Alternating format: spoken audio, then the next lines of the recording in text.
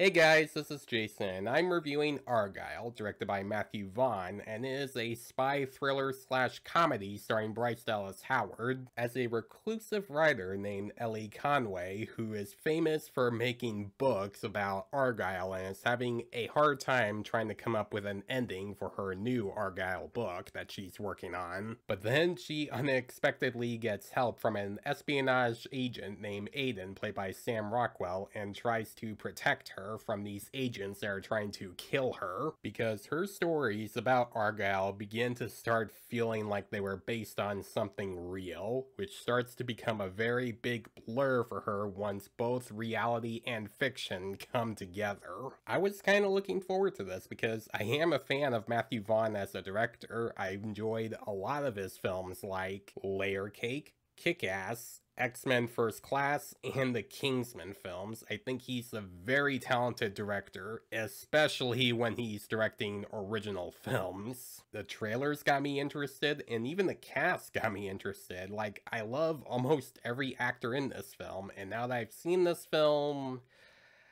I have thoughts. Now, this isn't a bad movie. It's not as bad as a lot of people have been saying it is, although there are some parts in this film where I do understand why they think that. But I still found some good things in the film. I thought most of the acting was pretty good. I thought Bryce Dallas Howard was good as Ellie Conway, as a writer who's more of a recluse and doesn't like to go out much and doesn't like to do much unless if she's doing interviews with some of her fans of her books. But when she gets stuck with Sam Rockwell and has to protect her, she has to learn how to break out of this routine and learn how to defend herself against Bryan Cranston and his goons. Sam Rockwell is Sam Rockwell in the film. He does his usual stuff where he's more of a laid-back guy and is sometimes lazy even though he's trying to protect Ellie. But it does work for his character and it does bring some likability to him, and he's also mostly there to give some exposition for Ellie, just to explain to her about what is going on. The action sequences are a lot of fun. They're very well shot and they're well choreographed, although there are times when it would show one character and then there'll be times when it would just cut to another character that's fighting, and it'll cut back to that character fighting and then cut back to that other character fighting. I mean,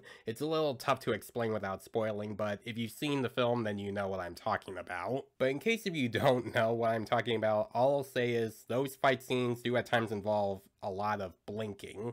That's all I'll just say. But most of the action sequences are still well choreographed and they do blend in pretty well with the humor for the most part. Speaking of the humor, it's also pretty well done. Not all of the jokes or the humor landed for me, but there were a couple of moments that did make me chuckle a bit. But that's sadly where my positives end, because I found this to be a very mediocre action film. I mean, I will give them credit, they were trying to do something different with this film, but with how they handle the story and the characters, there are times where it feels like it's just making stuff up as it goes along. Another thing that bugs me is that when Rockwell is trying to protect Ellie from Bryan Cranston and his goons, you would expect that they would try to keep her on a low profile for most of the film so that no one would recognize her, but they don't give her a disguise. They just have her out in public where a lot of her fans and a lot of people can see her and take pictures and videos of her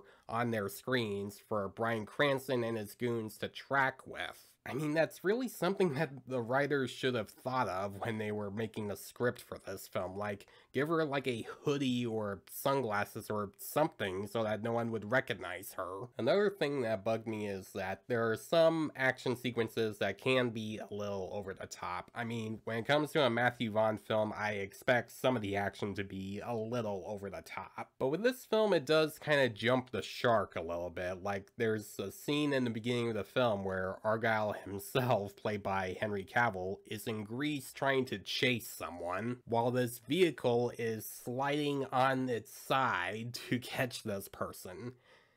I'm not making that up. That's actually in this film, and that's not the most over-the-top action scene in this film.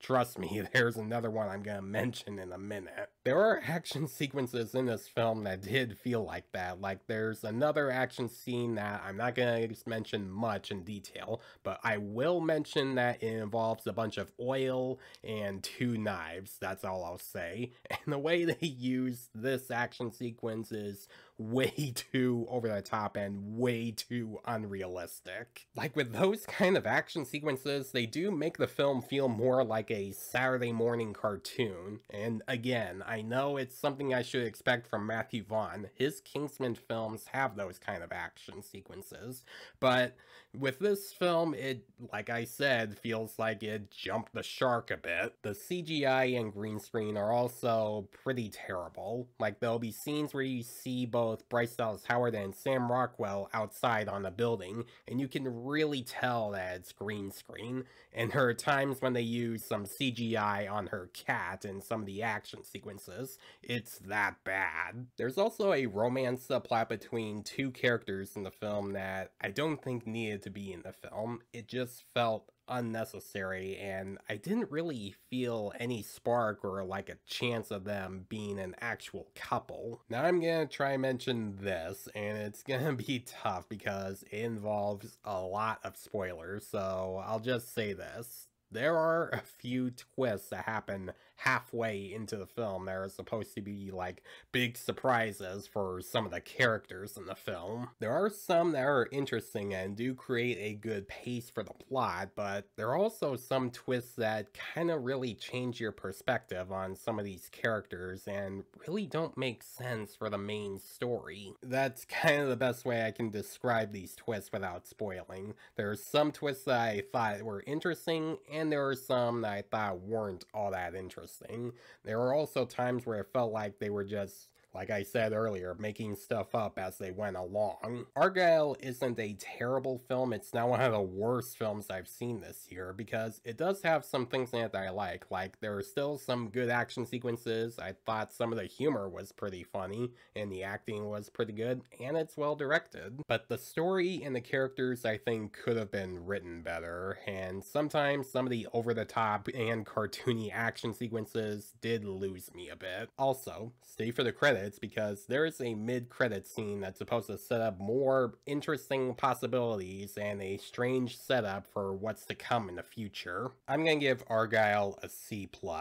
Yeah, it's kind of disappointing, but since we're in a new year where a lot of movies are coming out, that's gonna be expected, unfortunately. So guys, stay tuned next week because I have another classic movie review that I'm gonna start making in the future, as well as another possible top 10 video, but this one's gonna be different because it's not gonna be a positive one. And if you have seen Argylle in theaters, what did you think about it? Let me know in the comments below if you loved it or did you hate it. And as always, if you like this video, please leave a like and subscribe to my channel so you don't miss a thing because it helps my channel grow. Hit the notification bell so you know what other videos I'm posting. Follow me on Facebook and Instagram. Thanks for watching, guys, and I'll see you in the next one.